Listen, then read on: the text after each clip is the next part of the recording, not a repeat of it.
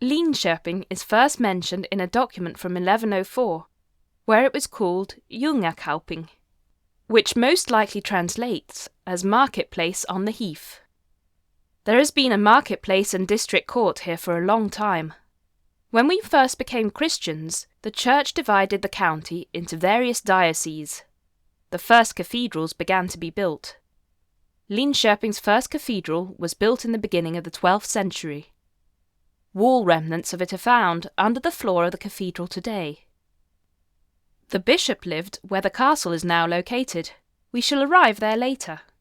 In the garden of the bishop's present residence, into which you are now looking, there are many medieval buildings.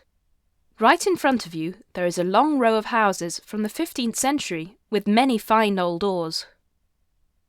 Beneath the bishop's terrace there are two medieval cellars, a smaller and a larger one. They have been repaired recently and simultaneously were examined by archaeologists. Beside the cellars, between the terrace and the lampposts, walls as well as limestone floor from the 13th century stone house were found.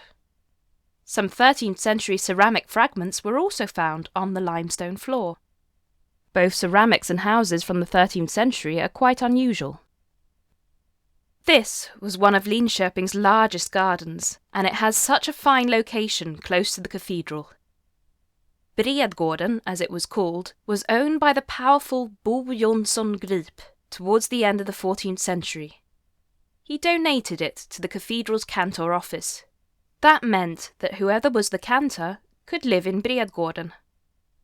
All officiating priests in the cathedral had their own town accommodation, which were called prebendal estates or residencies. You will come to see a few of the remaining ones as you continue this tour. Now look at the long row of houses. Previously one believed that this was part of the Franciscan monastery. Due to more recent research, this has been revised, and the monastery has been situated in another part of town.